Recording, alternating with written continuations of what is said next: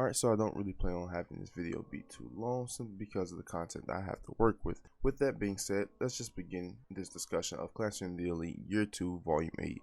As an overall thought, I think this volume is just okay. Honestly, there really isn't much that happened in this volume that just blew me away. It has some developments that I enjoyed seeing and some developments I'm looking forward to playing out. But other than that, this volume was just decent.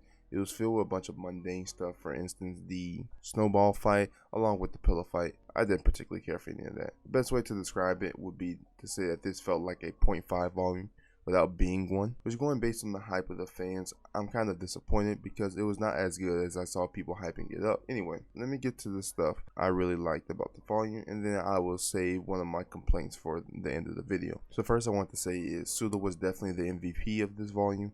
The growth and maturity that he has displayed was monumental, considering his past self. At the very beginning of the volume, when Chubashiro was discussing the contents of the trip, she brought up the quote and coincidentally the name of the chapter from Sun Tzu. Having been told this to Honda, he was confused on where that quote was from and what it meant. Then suddenly a student spoke up, and not one you would expect like Horikita or Keisei, but Sudo nicely expressed the meaning of the proverb. This was a huge step in the right direction for Sudo. The way that he was able to eloquently express the meaning, and even to him, he thought explaining that was something simple and not that much of a big deal. Which means if you look further into that, there needs to be something a bit deeper in order for Sudo to be impressed by his intelligence at this point. Now it has to come in high quality. Also, speaking on intelligence, Sudo is now top 10 in the class. It is amazing to see how much he has grown, and at this point I've come to this realization that he is definitely for sure one of the most developed characters in the series. Honestly, he might be number 2. The next thing was Sudo's confession to Horikita.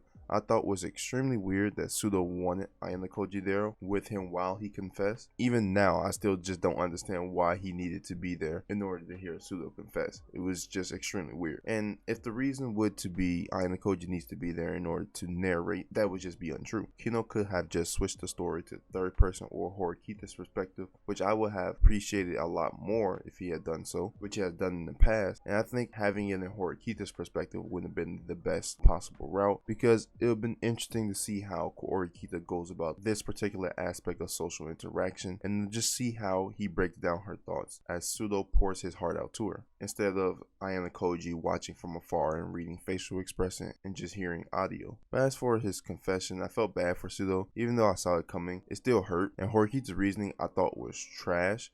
But more on that in just a second. As for Sudo's goals moving forward, I love the fact that he didn't get derailed by this rejection, and he now is going to push himself even further and try to become one of the top students in the class. Looking forward to seeing that happen. Now back to Horikita. That was trash. I understand where she's coming from, but I still don't like it, because if you don't really understand what love is and say you want to wait till you experience it, why not try to figure it out with Sudo? It is a blatant contradiction. You don't know where or what you're looking for, but when you find it, for some reason you're just going to know that you know it. Kind of doesn't really make sense. From a realistic perspective, I can sort of see it, but from a fictional narrative perspective, it kind of doesn't really make all that much sense with what I feel to be a lack of detail.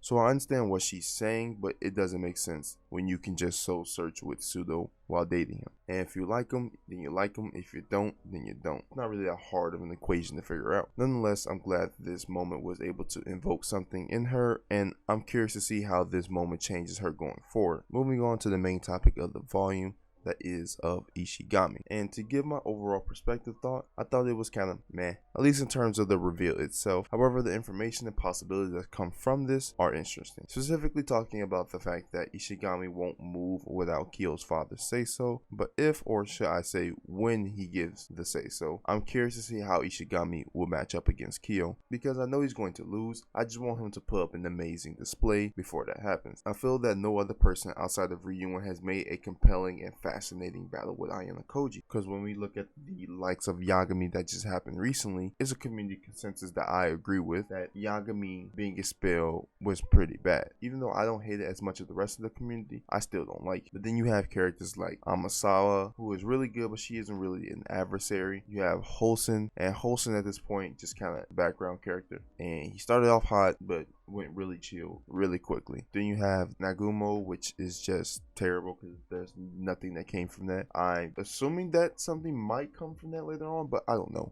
At this point, Nagumo has been a very, very big disappointment. I would say probably the biggest disappointment in the entire series as a whole, at least between him and Yagami. Lastly, you have Tsukihiro, who didn't do anything. There's a lot of problems when it comes to the villains and adversaries that we have been shown in the series thus far, because I would truly say that for the most part, none of them has even lived up to the hype and the quality of Saki Yanagi and her extent and run from volumes 6 all the way to volume 11. So hopefully moving forward, Ishigami is somebody who will put up a challenge and just give us that overall feeling that Ryuun originally gave us. Lastly, I'm really enjoying the political infrastructure that Classroom Elite is trying to build, because I read the synopsis of Volume 0, because at the time of this recording, Volume 0 hasn't come out yet, but I read a little bit of the synopsis, not too much because I didn't want to spoil myself, but it seems that the volume goes more into the political aspect of the White Room and the world of Classroom of the Elite as a whole, but it's super great and very intriguing. So hoping Volume 0 gives a lot more context on that, and going forward I hope we get more on the political aspect of the series. Okay, the very last thing to talk about is of course the Ichinose scene at the end. Not Ichinose fan, so I was just kind of going through the motions of reading. However, from what he said here in earlier parts of the volume, this confirms one thing, that Kyo will break up with Kei.